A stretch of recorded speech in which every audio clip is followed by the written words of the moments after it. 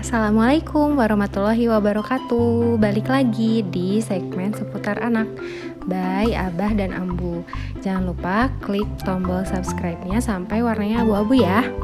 Video kali ini bakal ditemenin sama Ambu. Tentang apa ya? Langsung aja yuk. Kali ini tentang toilet training. Harus apa dulu ya kira-kira yang disiapin? Pertama, sebagai orang tua kita harus mengetahui tanda anak siap toilet training, biasanya di usia 18-24 bulan. Yang kedua, menyiapkan hal-hal yang diperlukan dalam toilet training. Setelah siap dua hal itu, terus kita bisa eksekusi dan jangan lupa bersamai dengan doa. Terus insya Allah berhasil deh.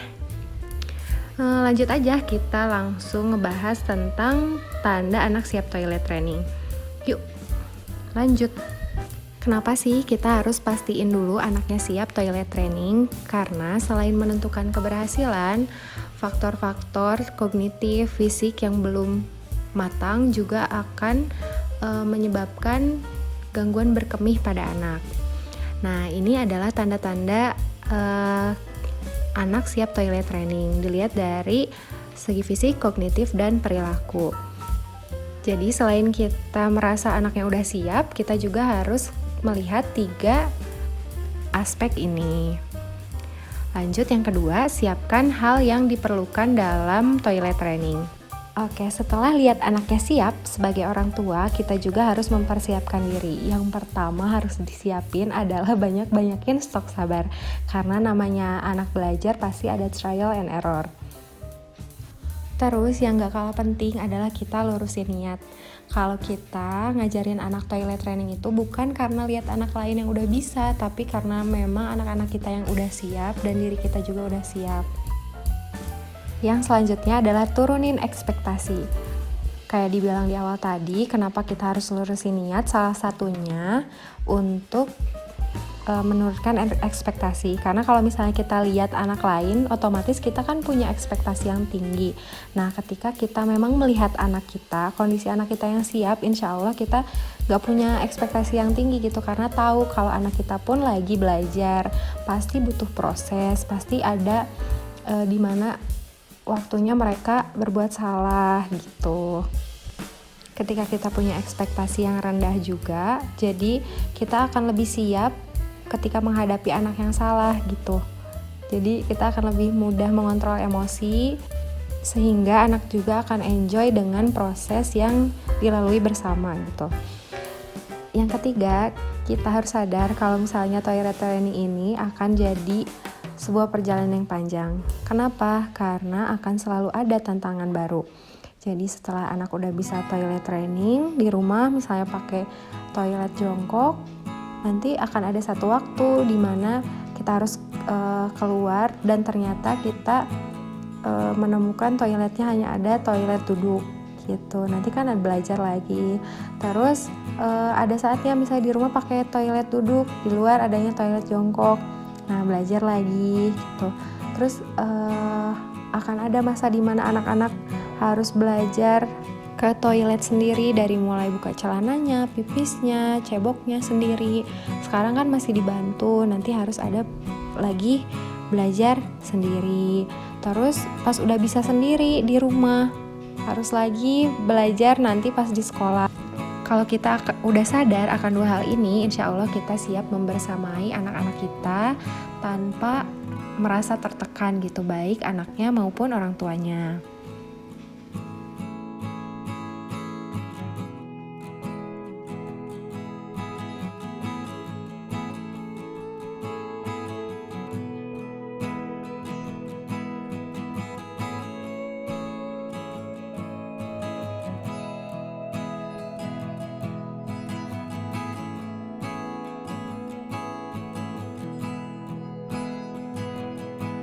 Tapi ada enaknya kalau misalnya langsung dipakein celana dalam, anak akan langsung belajar dari pengalaman. Maksudnya dia tahu rasanya mau pipis kayak gimana, terus pas pipisnya rasa nggak enak basahnya kayak gimana. Jadi nanti dari situ anak bisa belajar mengucapkan gitu, bilang kalau misalnya dia mau pipis. Selain capek nih nanti ngepel-ngepel bekas ngompolnya, terus cuciannya jadi agak banyak, Nah terutama pas ngajarin nih, pas malam-malam gak pakai pampers, itu siap-siap spraynya akan sering diganti. Tapi teman-teman bisa bertahap juga, misalnya pakai dulu popok lodi, baru benar-benar pakai celana dalam, biar nggak langsung rembes basah gitu. Setelah anak siap, setelah kita siap, baru kita nyiapin pendukung. Pendukung ini disesuaikan dengan toilet yang kita gunakan di rumah, apakah toilet duduk atau toilet jongkok. Terus beli celana dalam yang nyaman. Nah, Ambu juga langsung beli celana dalam buat Umar waktu toilet training. Oh iya, perlu nggak sih sebenarnya alat yang kayak gini? Sebenarnya dibalikin lagi sih ke orang tuanya dan kondisi toilet di rumah. Kalau misalnya pakai toilet duduk, mungkin aja bisa belajar pakai alat yang kayak gini. Tapi kalau misalnya pakai toilet jongkok, Ambu nyobain ini kurang efektif karena anaknya jadi bingung pas mau pup harus kayak gimana gitu. Terus dia juga kurang nyaman karena pas duduk tuh, karena kan ini ringan, jadi pas duduk tuh nggak nyaman gitu, nggak diem gitu si alatnya, jadi nggak kepake deh. Akhirnya Ambu ngajarin pipis sama pupnya langsung di kloset jongkok, walaupun bertahap sih. Pertamanya jongkok dulu di pinggir, baru kalau udah nyaman, udah pede, diajarin jongkoknya yang agak lebar gitu. Dan alhamdulillah berhasil. Jangan lupa apresiasi kalau misalnya sesekali berhasil dan tenangkan jika panik. Biasanya tuh waktu awal-awal anak belajar pipis dan pup di kamar mandi, mereka tuh seringnya takut gitu, panik. Mereka udah bilang mau pipis, mau pup, tapi pas dibawa ke kamar mandi gak jadi. Karena kan di kamar mandi tuh ukuran-ukurannya besar, maksudnya klosetnya besar, mereka kecil. Gimana ini harus apa dulu gitu. Jadi mereka bingung, mereka panik. Nah, di situ tugas kita menenangkan. Kalau misalnya kita akan nunggu gitu, ayo nunggu bareng-bareng yuk sampai pupnya keluar, atau tenang nih, di sini ada mama mau nemenin kakak pipis gitu. Jangan sampai kita malah menekan anak. Kalau misalnya kita tekan, biasanya anak malah jadi trauma untuk pipis atau pup di kamar mandi. Jadi tenangin aja, oh kakak belum mau pipis ya, atau belum mau pup ya, ya udah nanti kita coba lagi ya, kayak gitu. Selanjutnya ajarkan tahapan pipis atau pup di toilet. Ini sih biasanya berikut praktek ya, jadi mereka melihat gitu. Nanti pas pipis atau pup harus ngapain aja, apa dulu yang harus dikerjain sampai beres pup atau pipis itu. Terus yang gak kalah penting itu perbanyak BRP atau briefing and role play. Jadi bermain peran dengan boneka favorit anak. Jadi pakai bonekanya, ceritanya bonekanya pengen pipis, Umar mau pipis, antar ke kamar mandi. Jadi anak tahu, oh iya kalau mau pipis tuh tahapannya gini, kalau mau pup tuh harus bilang kayak gitu.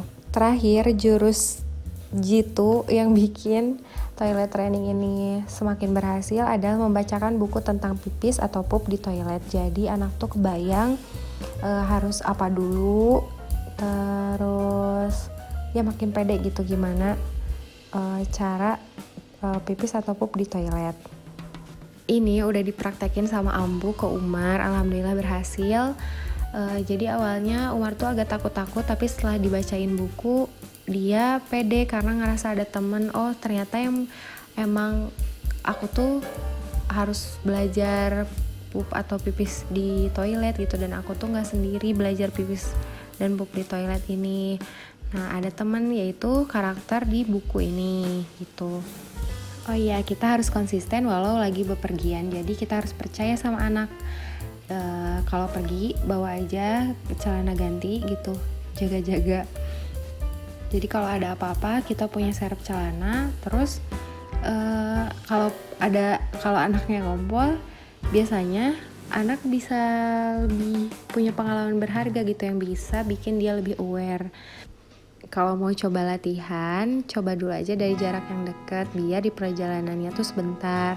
Terus pas mau pergi, ajak pipis dulu. Pas nyampe di tempat tujuan juga ajak pipis dulu. Emang sih agak capek, agak ribet di awal, tapi lama kelamaan tuh si anak ngerti, dan kalau misalnya kita nggak suruh pipis dulu juga dia akan minta gitu. Ini jadi Ambu udah ngambil pelajaran dari pengalaman waktu bawa Umar ke toko buku. Nah, waktu selesai dari toko buku, Umar tuh ngompol. Nah, karena ya di tempat umum gitu kan, panik lah Ambu karena takut ya mengganggu yang lain.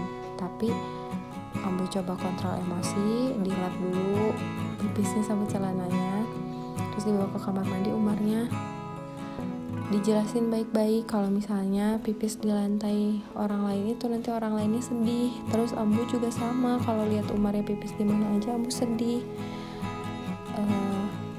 Mungkin dari situ jadi pengalaman yang berharga. Jadi nggak pernah pipis di mana aja gitu, nggak pernah ngompol lagi kalau dibawa kemana-mana. Jadi dia selalu bilang. Terus pas udah bilang, dia bilang lagi ke Ambu, nggak di lantai nanti orang lainnya sedih. Jadi gitu. Jadi dia ingat-ingatnya kata-kata yang ya orang lain sedih kalau misalnya lantainya dikotorin gitu. Emang sih banyak capeknya, terus penguras emosi, kesabaran juga, tapi semua itu akan terbayar kalau ketika sudah berhasil. Kita bakal jadi lebih hemat, terus membantu menjaga lingkungan juga, karena kan mengurangi limbah popok sekali pakai gitu. Jadi semangat. Karena tadi tuh Ambu ngerekomendasiin salah satu buku yang ngajarin toilet training ke anak, langsung aja kita review bukunya ya. Oh ya teman-teman, bisa juga ceritain pengalaman toilet training anak-anak kalian nih di kolom komentar. Siapa tahu ada yang kejadiannya hampir sama dan bisa ditiru tipsnya. Belajar Adab Toilet. Buku ini dari penerbit Sakina. Sebenarnya ini Pangeran Kamil Belajar Adab Toilet judulnya. Nah, ini penulisnya Canon Kamil dan Fufu Elmar. Ilustratornya adalah Vicky Andika.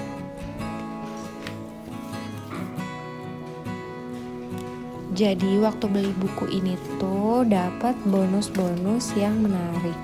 Yang pertama, kita dapat bonus poster tahapan pipis dan pup di toilet duduk. Isinya kayak gini, ada 1, bilang dulu kalau mau pipis, 2, buka celana, 3, duduk di WC-nya gitu, dan lain-lain. Kemudian kita juga akan dapat tracker pipis dan pup di toilet. Ini bisa pakai stiker bintang atau bisa juga pakai spidol karena ini bisa dihapus.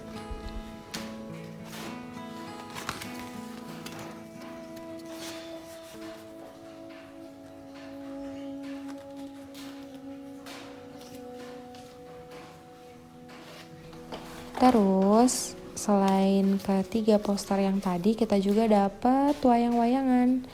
Nah, ini tinggal kita gunting terus tempel di stik es krim. Ini sering dipakai, jadi agak udah lecek.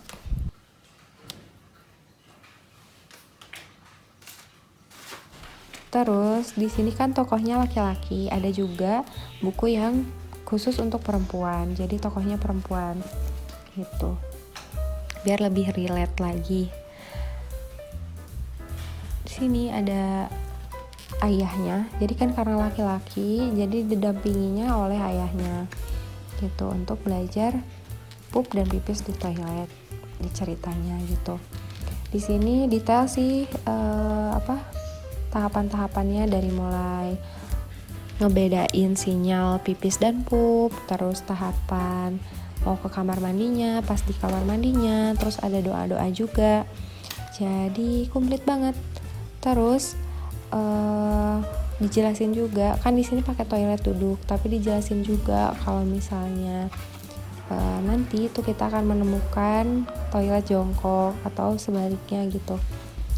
Kalau di rumah pakai toilet jongkok berarti kita belajar kalau di luar tuh ada juga toilet duduk namanya gitu. Gitu deh isinya, bagus. Ini kita lihat ya video Umar pas berhasil pipis di toilet. Dia tuh pasti selalu bilang kalau misalnya ya alhamdulillah gitu udah bisa pipis dan pup di toilet kayak Pangeran Kamil katanya gitu, tokoh yang di bukunya tadi gitu. Pisnya di mana? Toilet. No, di toilet. Di toilet. Kayak Pangeran Kamil. gitu. Kalau doa masuk kamar mandi teh gimana? Boneka. Oh itu keluar kamar mandi. Kalau masuk kamar mandinya Allahumma ini Au Zubika Wah, kobais. Minal Kobais. Semangat ya, selamat mempersaimai anak. Kamu pasti bisa. Mudah-mudahan video ini membantu. Wassalamualaikum warahmatullahi wabarakatuh.